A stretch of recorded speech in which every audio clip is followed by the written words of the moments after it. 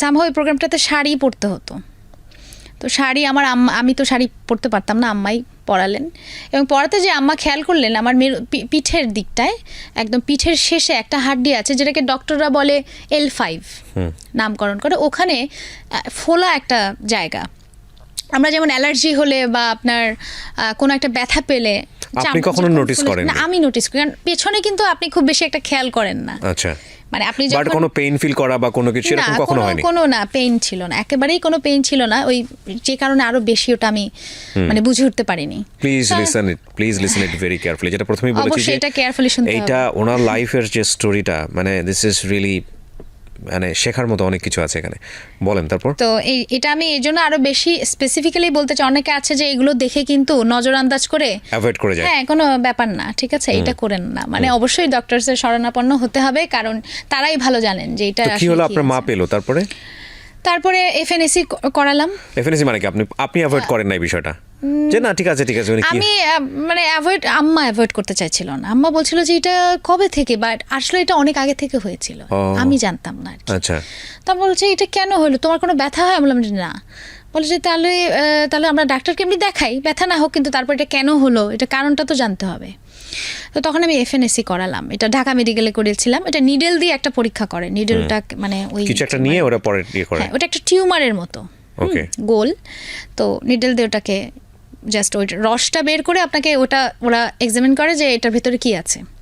যদি ম্যালিগনেন্সি থাকে তাহলে তো আপনাকে অন্য ট্রিটমেন্ট, আর যদি ম্যালিগনেন্সি না থাকে, বিনাইন টিউমার হয়, তাহলে এটা নর্মাল, এটা কিছুই না, এটা চাইলে আপনি কেটেও ফেলতে পারেন, চাইলে আপনি রাখতেও পারেন, এরকম বিষয়টা। তো ঢাকা মেডিকেল ওরা খুব একটা গুরুত্ব দিল না, বললো যে অসুবিধা নেই, এটা আমরা এরকম রিপোর্ট পেয়েছি, এটা এমন কোনো বিষয় না, তারপরও আপনি ডক্টর দেখাতে পারেন, এটা বিনাইন টিউমার।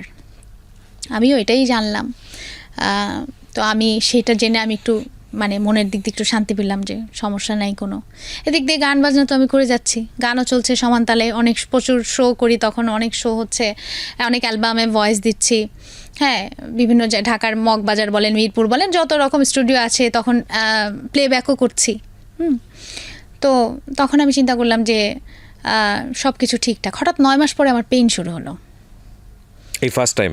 হ্যাঁ, পেইন শুরু হলো, এবং ওই পেইনটা নিয়ে টেনশনে পড়ে গেলাম যে ওই স্পেসিফিক ওই জায়গাটাতেই, ওই এরিয়াটাতেই। তো এই পেইন শুরু হওয়ার পরে আমি আমার একজন মামা ছিলেন স্পেশালিস্ট, ওনার সঙ্গে কথা বললাম। উনি বলল যে এটা কিছু না, এটা হয়তো বা ফ্যাট টিস্যু, ফেলে দিলেই ইয়ে হয়ে যাবে। মানে এটা অনেকে ফেলে না, যেহেতু পেইন করছে সেহেতু ফেলে দিতে হবে। তারাও বুঝতে পারেনি আসলে হয়েছে কি, এই টিউমারটা এমন একটা টিউমার বা এমন একটা টার্ম এটার, যেটা বাংলাদেশে তখনও আবিষ্কারই হয়নি, যেটা কি একজন এটাকে এক একভাবে নাম দিয়েছেন। কোনো ডক্টর এটাকে নাম দিয়েছে নিউরোফাইব্রোমা, কোনো ডক্টর দিয়েছে নিউরোফাইব্রোসার্কোমা, কোনো ডক্টর দিয়েছে সোয়ানোমা। আবার পরবর্তীতে যেটা আবিষ্কার হলো যে না, এটা হচ্ছে ডেজময়েড। সো এই ডেজময়েড, এই নিউরোফাইব্রোমা থেকে ভেরি গুড ব্রেন ও প্রমাণ দিয়ে দিয়েছে। আচ্ছা, এই নিউরোফাইব্রোমা আমার জীবনও মনে থাকতো না এই নামগুলো। ওই যে আমি কিন্তু আবার কোনো কিছু পেলে ওটা একটু পড়াশোনা করি, ওই যে মাথায় রয়েছে, আমার খুব জানার আগ্রহ, কিউরিওসিটি বেশি। ওকে, সো আপনাকে যে নামগুলো বলেছে আপনি গুগল করেছেন এসে? হ্যাঁ, আমি গুগল করেছি, এটা টার্মস কি, এটার অ্যাটিটিউড কি, এটা কি করতে চায়, সেটাই হওয়া উচিত। হ্যাঁ, সো তখন বললো যে এটা খুব নর্মাল একটা টিউমার, কোনো ব্যাপার না। সো এরপরে আমি যেটা করলাম, আমি ওই আপনার ফ্যাট টিস্যু হিসেবে এটা অপারেট করা হলো, এবং সেটা ফেলে দেওয়া হলো। এটা ফেলে দেওয়া হলো সার্জারি করে, বাংলাদেশেই ফেলে দেওয়া হলো। এবং যে ডক্টরসরা, আমি আসলে নাম নিতে চাই না, সবারই একটা ক্যারিয়ারের বিষয় আছে, বাট যারা অপারেশন করেছেন ওনারা আসলে নিজেরা বুঝতে পারেননি টার্মটা। ওনারা করেছে কি, যে অপারেশন করতে যেয়ে ওনারা খেয়াল করলেন যে এটা শুধু অতটুকু জায়গা জুড়ে না, এটা সমস্ত নার্ভ সিস্টেমকে ধরে আছে, এবং ভিতরে জালের মতো প্রসারিত, সূক্ষ্ম সূক্ষ্ম সুতার মতো পুরোটা এরিয়া জুড়ে। এটা এমন একটা জিনিস যেটা আপনার হোল নার্ভ সিস্টেমকে একদম অকেজো করে দিবে। আপনি না পারবেন বসতে, না পারবেন শুতে, না পারবেন কোনো নার্ভের যত ফিলিংস আছে, যত যাই আছে, যেটা নার্ভ আপনার মানে স্নায়ুর মাধ্যমেই তো আপনার সমস্ত নিউরনের মাধ্যমে এগুলো পৌঁছায়, সেই ব্যাপারটাই বন্ধ করে দিবে, সেই নিউরনের ইলেকট্রোলাইসিস বন্ধ করে দিবে, সব কিছু বন্ধ করে দিবে, এবং আপনাকে you will live like a paralysis মানে পেশেন্ট, এরকম একটা অবস্থা। তখন এটা যখন এটা কি কাটার আগে এটা তারা কাটতে যেয়ে টের পেল, এখন কি করবে? তো তারা যখন কাটতে যে টের পেলো, তারা ভয়ে, মানে ওই ডক্টরসরা ভয়ে ফুলটা আর ওদিকে তারা যেতে পারেনি, কারণ তারা যখন কাটতে যেয়ে বুঝতে পারলো যেটা বিশাল জায়গা প্রসারিত করে আছে। তা তো প্রিপারেশন নিয়েছিল যে এতখানি শুধু জায়গা ফেলে দিবে। হ্যাঁ, কিন্তু সেটা যে ভিতরে এতটা প্রসারিত, এটা তো তারা বুঝতেই পারেননি।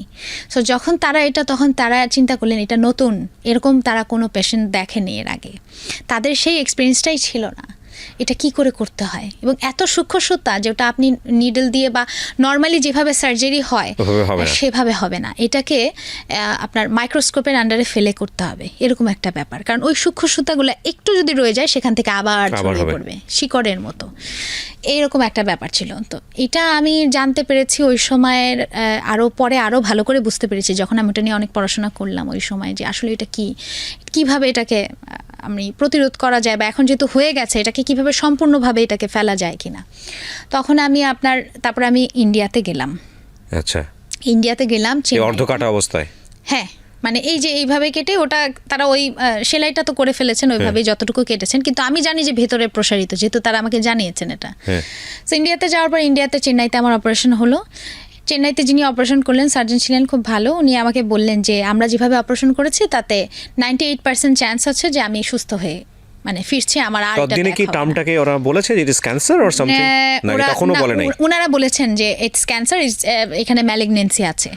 ওকে, সো ফাইনালি আপনি ইন্ডিয়া থেকে আবিষ্কার করলেন এটা ক্যান্সার। নামটা ভুল বলেছেন, বাট ইট ইজ ক্যান্সার। নামটা ভুল বলেছেন, বাট ইটস ক্যান্সার। এবং আমাকে ওখানে রেডিয়েশন দেওয়া হয়েছে, আমাকে ওখানে আপনার কিমোস 3টা আর রেডিয়েশন দেওয়া হয়েছে। ওকে, সো যখন আমি এবং রেডিয়েশন আমার শরীর নিচ্ছিল খুব ভালোভাবে, এই জন্য ফার্দার কেমোজ আর দরকার পড়েনি, রেডিয়েশন দিয়ে কাজ হচ্ছিল। তো রেডিয়েশনের প্রভাব আছে কিছু, লাইক আপনার শারীরিকভাবে অনেক দুর্বলতা ফিল হবে, ভমিটিংও হতে পারে, শরীরের ভিতরে সবসময় মনে হবে যে মানে কি যেন একটা নেই এরকম। আর যখন অপারেশন হয়ে গেল, ওরা তো আরও অনেকখানি জায়গা অপারেশন করলো, ওরাও যে বিস্তর জায়গাটা যেহেতু তারা দেখেছে আরও বেশি জায়গা নিয়ে তারা অপারেশন করেছে, তারা প্লাস্টিক সার্জন কল করেছিল এক্সট্রা করে, যে এই এত বড় কাটা কিভাবে তারা শুধু সেলাই দিয়ে সেটাকে ঢাকবে, সেটার জন্য প্লাস্টিক সার্জারিরও প্রয়োজন। তো অবশেষে এরকম, এবং সেটা অনেক খরচ সাপেক্ষ ছিল এগুলো ছিল। হঠাৎ করে আমার 2017-র দিকে আবার এরকম একটা ব্যাপার এলো সামনে, 17 বলবো না, 16-17-র মাঝামাঝি আবার পেইন শুরু হলো। ওকে, পেইন শুরু হলো এবং তখন আমি বুঝতে পারলাম যে ওই যে আমার যে ফুলে যাওয়ার ব্যাপারটা ওটা আবার হয়েছে, এবার খুব বড় আকারে, ওই সেম জায়গাতে ডেফিনেটলি ইটস ব্যাক। তখন ইটস ব্যাক, এবং যখন it's back it's very badly back. কারণ আমাকে ডক্টর বলেছিল যে 98% চান্স আছে যে you are not getting it back, but যদি ব্যাক করে তাহলে বুঝতে হবে মানে আগের থেকে বেশি শক্তি নিয়ে তোমার আসলে খুব you have a very bad fate, and যে কারণে তোমার এটা আবার হয়েছে। কারণ এটা হওয়ার মানে কথা না, যদি হয় তাহলে এটা খারাপ, এবং এটা টার্ম চেঞ্জ করে ফেলে। ওনারা এটুক বলেছিলেন টার্ম চেঞ্জ করবে, আগের টার্মে থাকবে না, এটুক বলেছিলেন, কিন্তু কী টার্ম হতে পারে সেটা ওনারা বলেননি। বিস্তৃত জায়গা জুড়ে আরও বেশি, এবং আগের থেকে অনেক বেশি পেইন শুরু হলো। তখন খুব ভয়ের কারণ হয়ে দাঁড়ালো। তখন ইন্ডিয়াতে যাওয়ার মতো সময় এবং এই যে পাসপোর্টের ব্যাপার, তারপরে আপনার ভিসার ব্যাপার, এগুলোর জন্য যে সময় প্রয়োজন সেটা একেবারেই হাতে ছিল না।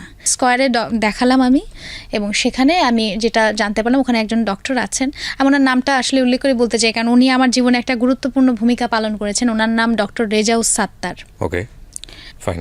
হি has got a lot of patients এবং dealing with different sort of এই ধরনের মানে টিউমার অ্যান্ড টার্মস, এবং he is very good at it. কেউ যদি বাইরে থেকে অনুষ্ঠানটা দেখে, আমি বলবো যে কারো যদি এই ধরনের প্রবলেম হয় যে বুঝতেই পারছে না, উনি এমন একজন ডক্টর, উনি অনেক রিসার্চ করেন একটা বিষয় নিয়ে, এবং উনি ধূপধাপ আমাদের দেশে যে অনেক ডক্টর আছে না, ডিসিশন নিয়ে নেয় একটা পেশেন্টের, যে হয়তো পেশেন্টের প্রবলেম হয়েছে বাম দিকে, অপারেশন করে ফেললো ডান দিকে, উনি কিন্তু he is not like that, একদম টোটালি ডিফারেন্ট একজন মানুষ আমি আমার এই জার্নিতে পেয়েছি, এবং আমি বলবো ওনার জন্যই আজকে আমি সুস্থ আছি। অবশ্যই আমি আমার লাইফে যত ইন্টারভিউ করেছি, এখানে সে ডাক্তারের প্রশংসা করেছেন এরকম লোকের সংখ্যা আমার মনে পড়ে না। আমি ফার্স্ট কাউকে পেলাম যে একদম নাম মেনশন করে প্রশংসা করছে। ডেফিনেটলি আমি এটা প্রচার করব। জি, ডেফিনেটলি প্রচার করব। হ্যাঁ, বলেন। তারপরে উনি যেটা করলেন যে উনি আমাকে বললেন আপনার এটা মানে যেই টার্মটা আমি এত জেনে এসেছি, বলছে এটা না, এটা সামথিং ডিফারেন্ট যেটা আমি ধরতে পারছি না, আমাকে একটু সময় দিতে হবে। বাহ। উনি বোর্ড করলেন, ওখানে আরেকজন ডক্টর ছিলেন, ডক্টর চাকো, উনি আপনার ইয়ে থেকে এসছেন, এটা হচ্ছে চেন্নাই থেকে, যেই হসপিটালে সিএমসিতে আমি অপারেশন করিয়েছি, যেটা বিখ্যাত এইসব অপারেশনের জন্য, উনি ওখান থেকেই এসছেন এবং উনি স্কয়ারে কিছুদিন প্র্যাকটিস করেন আর কি, বছরের কিছু সময়। উনি ওনার সঙ্গে বসলেন, উনি বললেন যে এটার জন্য ভালো হবে, মানে ওই ডক্টরও ওনাকে রিকমেন্ড করছে যে এটার জন্য সেই ভালো হবে। এবং উনি এত একজন কম বয়সী ডক্টর, মানে আপনার দেখলেই মনে হবে না এত অভিজ্ঞতা ওনার ঝুলিতে অলরেডি জমা হয়ে গেছে। ওকে, সো তখন কি হয়েছিল, আমি ওনাকে ট্রাস্ট করছিলাম না, যে না মনে হয় উনি পারবে, এরকম একটা ব্যাপার ছিল। ইজ ভেরি ইয়াং না, তো আমি চিন্তা করছি এরকম একটা ব্যাপার যেটা এত ডক্টর এত সব, আমি ইন্ডিয়া থেকে ট্রিটমেন্ট করে আসলাম, ফেল হয়ে গেল, উনি কিভাবে পারবে? উনি বললো যে দেখেন আপনার এটা এরকম ব্যাপার, আমাকে একটু এটা নিয়ে বসতে হবে, আমি আপনাকে জানাচ্ছি। তবে এতটুকু বলতে পারি, আপনাকে ইমিডিয়েট এটা সার্জারি করতে হবে আমাদের, সেটা যেই টার্মই হোক না কেন, কারণ এটা যদি বেশি ছড়িয়ে যায় তাহলে দেখা যাবে আপনার নার্ভ সিস্টেমটা এমনভাবে বিকল হবে যে সেটা থেকে কিন্তু তখন ইউ আর অলরেডি লস্ট, সেখান থেকে আর ব্যাক করার কোনো উপায় নেই, আপনি কোমাতেও চলে যেতে পারেন, এরকম অবস্থা হতে পারে। তো আমি তো অনেক, মানে ব্যাপারটা খুব সিরিয়াস না, একেবারেই খুব খারাপ অবস্থা। কত হাসি খুশি বলতেছে, বাট এটা একটা গড গিফটেড, আপনি যাই বলেন না কেন, মানে এই যে ব্যাপারটা আপনি খুব সুন্দর করে হাসি খুশি ভাবে বলতেছেন, and you recover it like a warrior, যোদ্ধার মতো রিকভার করে। ডেফিনেটলি সে কারণে সে আজকে এই সিটে বসে এত সুন্দর করে বলতেছে। এটা আসলে সবাই পারে না, এই জন্য ভেতর থেকে হারা যাবে না। ভেতর থেকে হারা মানে সবকিছু, আপনি সর্দি কাশি কাছে হেরে যাবেন, সর্দি কাশির কাছেও মানুষ মরে যায়, বুঝছেন, যদি ভিতর থেকে মানুষ হারে।